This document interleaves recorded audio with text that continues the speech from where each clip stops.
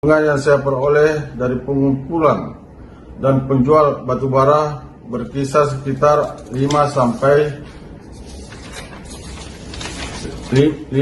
dengan 10 miliar dengan setiap bulannya. Video pengakuan setoran uang miliaran tambang batu bara ilegal ke Bareskrim, pengamat sebut ada perang bintang. Belum lama ini menghebohkan pengakuan isu dana setoran perlindungan tambang ini mencuat sejak video pengakuan mantan anggota Polri Aibtu Ismail Bolong viral di media sosial. Hal ini menurut pengamat kepolisian harus diusut tegas. Pengamat kepolisian dari Institute for Security and Strategic Studies ISESS Bambang Rukminto menuntut Kapolri Jenderal Listio Sigit Prabowo secepatnya melakukan langkah strategis mengusut pengakuan tersebut. Kapolri harus secepatnya melakukan langkah-langkah strategis mengusut kasus ini secara transparan dan segera menonaktifkan pejabat yang terlibat agar tak ada konflik kepentingan dalam melakukan penyelidikan, kata Bambang kepada Antara. Meski belakangan Ismail Tambang kembali membuat video meminta maaf kepada Kabareskrim Polri Komjen Agus Andrianto, dan menyatakan berita soal dana setoran pengepul tambang itu tidak benar alias hoaks.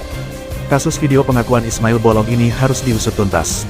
Pengakuan Ismail Bolong yang pertama menurut saya hasil pemeriksaan di Propam Mabes Polri. Mengapa tidak ditindaklanjuti dalam bentuk sidang etik atau proses pidananya? Katanya.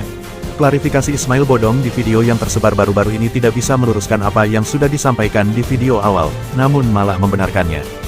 Dan membenarkan pula praktek-praktek kotor di internal kepolisian karena tidak ada proses lanjutan terkait pelanggaran etik maupun pidana pada Ismail Bolong. Terbukti dari pengakuannya dia bisa pensiun dini Juli tahun 2022 karena ada atensi dari Kabareskrim, ujar Bambang. Bambang menyampaikan, adalah sebuah kewajaran dalam pemeriksaan internal tersangka merasa diintimidasi penyidik internal untuk mengorek pengakuan. Ia mendorong Polri untuk buka-bukan, karena semakin Polri menutup-nutupi borok di internal maka semakin publik tidak percaya pada kepolisian.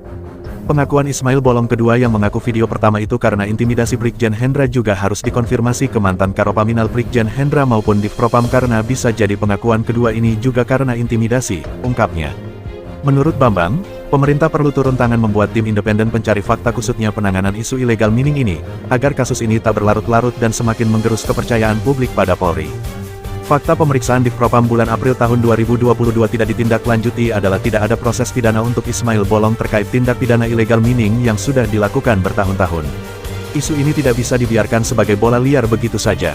Kalau tak bisa dikendalikan ujung-ujungnya akan semakin menggerus kewibawaan Kapolri sendiri, katanya. Asteris.